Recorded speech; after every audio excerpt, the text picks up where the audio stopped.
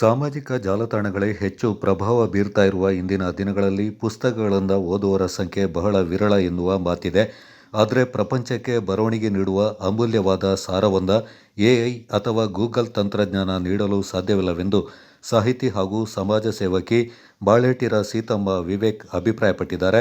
ನಗರದ ಪತ್ರಿಕಾ ಭವನದಲ್ಲಿ ನಡೆದ ಲೇಖಕಿ ಕೊಟ್ಟಂಗಡ ಕವಿತಾ ವಾಸುದೇವ್ ಅವರು ರಚಿಸಿರುವ ಕೊಡವ ಮಕ್ಕಳ ಕೂಟದ 119ನೇ ಪುಸ್ತಕ ಬಯಂದ ಬಾಳು ಕೊಡವ ಕೃತಿಯ ಬಿಡುಗಡೆ ಸಮಾರಂಭದಲ್ಲಿ ಅತಿಥಿಗಳಾಗಿ ಪಾಲ್ಗೊಂಡು ಅವರು ಮಾತನಾಡಿದರು.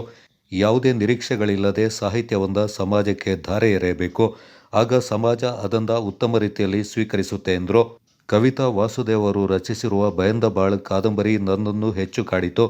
ದಾಖಲೆಯ 119 ಪುಸ್ತಕಗಳನ್ನು ಹೊರತರುವ ಮೂಲಕ ಕೊಡವ ಮಕ್ಕಳ ಕೂಟದ ಅಧ್ಯಕ್ಷ ಬೊಳ್ಳಜಿರ ಅಯ್ಯಪ್ಪ ಅವರು ದೊಡ್ಡ ಸಾಧನೆಯನ್ನೇ ಮಾಡಿದ್ದಾರೆ ಎಂದು ಸೀತಮ್ಮ ವಿವೇಕ್ ಮೆಚ್ಚುಗೆ ವ್ಯಕ್ತಪಡಿಸಿದರು. ಸಾಹಿತ್ಯ ಅನ್ನೋದು ಇಲ್ಲಿವರೆಗೆ ಯಾವುದೇ ಭಾಷೆ, ಯಾವುದೇ ಜನಾಂಗ ಯಾವುದನ್ನಾದ್ರೂ ಗುರುತಿಸಿದೆ ಅಂದರೆ ಅದು ದಾಖಲಾಗಿರುವಂಥ ಬರವಣಿಗೆಗಳಿಂದಲೇ ಅದು ಸಾಧ್ಯ ಆಗಿರುವಂಥದ್ದು. ಕೊಡಗಿಗೆ ವಿಶೇಷವಾದ ಸಂಸ್ಕೃತಿ ಇದೆ, ನೆಲೆ ಇದೆ. ಇದು ಕೊಡಗಿನ ನಾನೀಗ ಹಾಸನದಲ್ಲಿ ನೆಲೆಸಿರೋದು. ಕೊಡಗಿನ ಸಂಸ್ಕೃತಿ ಬಗ್ಗೆ ನಾನು ಅಲ್ಲಿ ಆಕಾಶವಾಣಿಗೆ ಏನಾದರೂ ಮಾತಾಡಿದ್ದೀನಿ ಅಂತಂದರೆ ಅವರು ತುಂಬ ಆಶ್ಚರ್ಯದಿಂದ ಅದನ್ನು ಕೇಳ್ತಾರೆ. ಅಂದರೆ ಈ ಪಕ್ಕದ ಜಿಲ್ಲೆಯಲ್ಲೇ ಈ ಕೊಡಗಿನ ವಿಶೇಷತೆ ಏನಿದೆ ಅಂತ ಅನ್ನೋದು ಗೊತ್ತಿಲ್ಲ ಜನರಿಗೆ. ಸೊ ಈ ಥರ ಬರವಣಿಗೆಗಳು ಬಂದಾಗ ಜನರಿಗೆ ಇದನ್ನೆಲ್ಲ ವ್ಯಕ್ತಪಡಿಸುವಾಗ ಅವರು ಅದಕ್ಕೆ ಕೊಡುವ ಬೆಲೆ ಮೌಲ್ಯ ಇನ್ನೂ ಹೆಚ್ಚಾಗುವುದಲ್ಲದೆ ಈ ಕೊಡಗಿನ ವಿಶೇಷತೆ ಇನ್ನೂ ಮುಂದೆನೂ ಸಹ ಉಳಿದುಕೊಳ್ಳುತ್ತೆ ಅನ್ನೋದು ನನ್ನ ಭಾವನೆ. ಅದು ಉಳಿದುಕೊಳ್ಬೇಕು ಸಹ.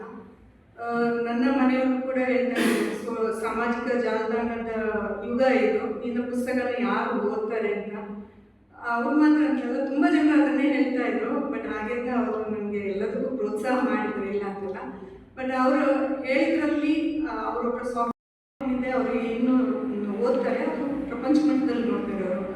ಆ ಕಾರಣದಿಂದ ಸೋಷಿಯಲ್ ಮೀಡಿಯಾ ಜನರು ರೀಲ್ಸ್ ಬಗ್ಗೆ ಅದ್ರ ಬಗ್ಗೆ ಫೋಕಸ್ ಮಾಡ್ತಾರೆ, ಓದ್ಲಿಕ್ಕೆ ಇಂಟ್ರೆಸ್ಟ್ ತೋರಿಸಲ್ಲ ಅಂತ. ಬಟ್ ನನ್ನ ಉತ್ತರ ಅವ್ರಿಗೆ ಏನಾಗಿತ್ತು ಅಂತಂದರೆ, ಈಚ್ ಇಂಡಿವಿಜುವಲ್ ಆರ್ ಡಿಫ್ರೆಂಟ್. ಪ್ರತಿಯೊಬ್ಬರಿಗೂ ಅವ್ರದ್ದೇ ಆದ ವೈಯಕ್ತಿಕವಾದ ಕೌಶಲ್ಯತೆ ಇದೆ. ಸೊ ಅದನ್ನು ಬರವಣಿಗೆ ರೂಪದಲ್ಲಿ ತಂದು ಅದನ್ನು ಸಮಾಜಕ್ಕೆ ಕೊಡುವುದರಿಂದ ತುಂಬ ವಿಷಯಗಳು ಹೊರಬರುತ್ತೆ. ಅದನ್ನು ಎಐ ಆಗಲಿ ಗೂಗಲ್ ಆಗಲಿ ಕೊಡಲಿಕ್ಕಾಗಲ್ಲ. ನಿಮ್ಮ ಜ್ಞಾನ, ನಿಮ್ಮ ಸಂಶೋಧನೆ ಏನಿದೆ ಅದು ನಿಮ್ಮದೇ ಆಗಿರುತ್ತೆ. ನೀವು ಬಂದ ಮೇಲೆ ಅವರು ಅದನ್ನು ಹೇಳಿದರು, ಕೃತಿ ಚೌರ್ಯ ಮಾಡ್ತಾರೆ, ನೀವು ಹೇಳಿದ್ದನ್ನೇ ಅಥವಾ ಇನ್ನೊಬ್ರು ಹೇಳಿದ್ದನ್ನೇ ನೀವು ಬರೆಯೋದು ಅಂತ. ಅದಲ್ಲದೇನೂ ಬರವಣಿಗೆಯಲ್ಲಿ ಇನ್ನೊಂದು ವಿಶೇಷತೆಯನ್ನು ತರಬಹುದು. ಆ ವಿಶೇಷತೆ ಸಮಾಜಕ್ಕೆ ಬೇಕಾಗಿರುತ್ತೆ. ನಾವು ಯಾವ ನಿರೀಕ್ಷೆ ಇಲ್ಲದೆ ಅದನ್ನು ಸಮಾಜಕ್ಕೆ ಕೊಟ್ಟಾಗ ಸಮಾಜದಲ್ಲಿ ಅದು ಬದಲಾವಣೆ ಆಗಲಿಕ್ಕೆ ಮಾಧ್ಯಮ ಆಗುತ್ತೆ. ಹಾಗೆ ತುಂಬ ದೊಡ್ಡ ದೊಡ್ಡ ಬರವಣಿಗೆಗಾರರು ಅದೇ ಕೆಲಸವನ್ನು ಮಾಡಿರೋದು. ನಮ್ಮ ಸ್ವತಂತ್ರ ಚಳವಳಿಯಿಂದ ಹಿಡಿದು ಪ್ರತಿಯೊಂದಕ್ಕೂ ಪತ್ರಿಕೆಗಳು, ಮಾಧ್ಯಮಗಳು ಎಷ್ಟು ಕೆಲಸ ಮಾಡಿದೆ ಅಂತ ನಮ್ಗೆ ಗೊತ್ತು. ಅವೆಲ್ಲ ವೈಯಕ್ತಿಕವಾಗಿ ಬಯಂದಬಾಳು ಕೃತಿ ಬಿಡುಗಡೆಗೊಳಿಸಿ ಮಾತನಾಡಿದ ಸುಂಟಿಕೊಪ್ಪ ಕೊಡವ ಸಮಾಜದ ಕಾರ್ಯದರ್ಶಿ ಅಜ್ಜಿಕುಟೀರ ಸಿ ಗಿರೀಶ್ ಅವರು ಯುವ ಬರಹಗಾರರು ಪುಸ್ತಕ ರಚನೆಯಲ್ಲಿ ಹೆಚ್ಚು ತೊಡಗಿಸಿಕೊಳ್ಳಬೇಕೆಂದರು.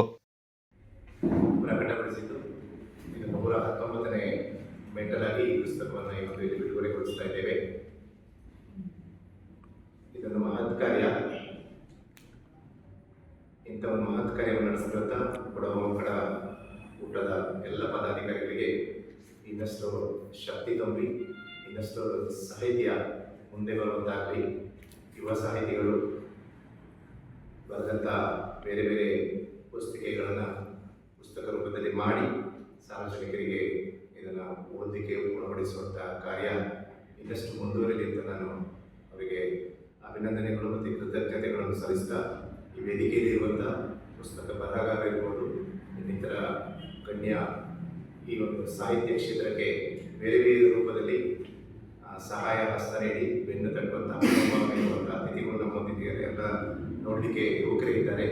ಇಂಥ ಯುವ ಜನತೆ ಇಂಥ ಸತ್ಕಾರ್ಯಕ್ಕೆ ಮುಂದಕ್ಕೆ ಬಂದರೆ ಮುಂದಿನ ದಿವಸಗಳಲ್ಲಿ ಇನ್ನಷ್ಟು ಈ ಸಾಹಿತ್ಯ ಲೋಕದಲ್ಲಿ ಬಹಳಷ್ಟು ಪುಸ್ತಕಗಳು ಬೇರೆ ಬೇರೆ ಜನಸಾಮಾನ್ಯರಿಗೆ ಅನುಕೂಲ ಆಗುವಂಥ ಮಾಹಿತಿಗಳು ಬರುವಂಥ ಅರ್ಥದಲ್ಲಿ ಹೇಳುವ ನಿಟ್ಟಿನಲ್ಲಿ ಅಧ್ಯಕ್ಷತೆ ವಹಿಸಿ ಮಾತನಾಡಿದ ಕೊಡವ ಮಕ್ಕಳ ಕೂಟದ ಅಧ್ಯಕ್ಷ ಬೊಳ್ಳಜಿರ ಬಿ ಅಯ್ಯಪ್ಪ ಅವರು ಕೂಟದ ಮೂಲಕ 2024ನೇ ಇಸವಿಯಲ್ಲಿ 27 ಮತ್ತು 25ರಲ್ಲಿ ಜನವರಿಯಿಂದ ಇಲ್ಲಿಯವರೆಗೆ ಸುಮಾರು 13 ಪುಸ್ತಕಗಳನ್ನು ಬಿಡುಗಡೆಗೊಳಿಸಲಾಗಿದೆ ಎಂದರು.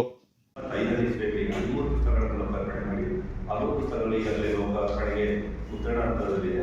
ಹಾಗೆ ನಾವು ವರ್ಷ ಪ್ರತಿ ಹೊಸ ಹೊಸ ಬರಹಗಳನ್ನು ಗುರುತಿಸಿ ಅವ್ರಿಗೆ ಸಹ ಅವ್ರಿಗೆ ಪ್ರೋತ್ಸಾಹಿಸುವ ರೀತಿಯಲ್ಲಿ ಅವ್ರಿಗೆ ಪುಸ್ತಕವನ್ನು ಪ್ರಕಟಣೆ ಮಾಡ್ತಾ ಇದ್ದೀವಿ. ತುಂಬ ಬರಹಗಳನ್ನು ಪ್ರಥಮ ಪುಸ್ತಕವನ್ನು ನಾವೇ ಲೋಕಾರ್ಪಣೆ ಮಾಡಿದ್ದೀವಿ. ಈಗ ಮುಂದಿನ ದಿನಗಳಲ್ಲಿ ಸಹ ಬರ ತಿಂಗಳಲ್ಲಿ ತುಂಬ ಪುಸ್ತಕಗಳು ಲೋಕಾರ್ಪಣೆ ಆಗ್ತಿದೆ. ನಿಮ್ಮ ಪತ್ರಕರ್ತರ ಮಾಧ್ಯಮ ಪ್ರೋತ್ಸಾಹ ಸಹಿತ ಬರಹಗಾರರಿಗೆ ಅಂತ ಹೇಳಿ ಕೇಳ್ತಾ ಕನ್ನಡ ಮುಂದನೇ ಪುಸ್ತಕ ನಾನು വലിയ എഴുത്തുകാർത്തിയൊന്നുമല്ല. ഇങ്ങനെ സാമാജിക ಜಾಲತಾಣത്തിൽ ഒരു ചെറിയ ചെറിയ എഴുതിയത് കാണുന്ന ಮೂಲಕ ನಡ ಈ ಎತ್ತರ ಪಯಣ ಶುರುವಾಚಿ ಅನ್ನೋದು ಅಕ್ಕನಕಲ್ಲಿ நல்ல ಸಾಹಿತ್ಯ ಅಭಿಮಾನಿയുടെ ಒತ್ತಾಸೆ ಕಟ್ಟಿச்சு ಇನ್ನೂ ಎഴുத்து சாயல் எழுத்து வேணும் இதெல்லாம் கட்டிச்சு ಆ பொருடு నాకు மிஞ்சம் பொழுது ஒரு ಪ್ರೇರಣೆ ஆச்சு.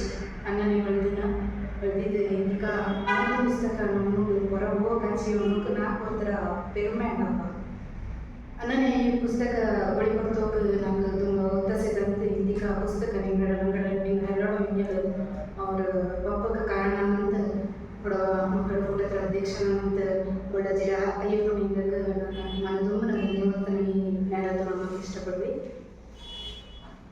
ನೀವೆಲ್ಲ ಗೊತ್ತಿರೋ ಹಾಗೆ ಬರಹಗಾರರೇ ಇಡೀ ಕರ್ನಾಟಕದಲ್ಲಿ ಇರ್ಬೋದು, ಬರಹಗಾರರೇ ತುಂಬ ಹೆಚ್ಚಿನ ಸಂಖ್ಯೆಯಲ್ಲಿ ಇದ್ದಂಥ ಕಾಲ ಇತ್ತು. ಈಗ ತುಂಬ ಡಿಜಿಟಲ್ ಮಾಧ್ಯಮ ಮತ್ತು ಡಿಜಿಟಲ್ ಇರೋದ್ರಿಂದ ಕಮ್ಮಿ ಆಗ್ತಾ ಇದೆ ಬರಹಗಾರರು. ಅದರಲ್ಲೂ ಈ ಕೊಡವ ಮಕ್ಕಳ ಕೂಟ ಈ ಕಾರ್ಯಕ್ರಮವನ್ನು ಹಮ್ಮಿಕೊಂಡಿರೋದು ಬಹಳ ಸಂತೋಷದ ವಿಚಾರ. ಏನಂದರೆ ಒಂದು ಒಳ್ಳೆಯ ಬರಹಗಾರನ ಗುರುತಿಸಿ ಇದು ಯಾವುದೇ ಮಾರಾಟಕ್ಕೆ ಇಲ್ಲದೆ ಎಲ್ಲ ಪುಸ್ತಕವನ್ನು ಎಲ್ಲ ಮೂಲೆಗೆ ತಲುಪಿಸುವಂಥ ಕೆಲಸವನ್ನು ಮಾಡ್ತಾ ಇದೆ. ಹಾಗೆ ನನ್ನ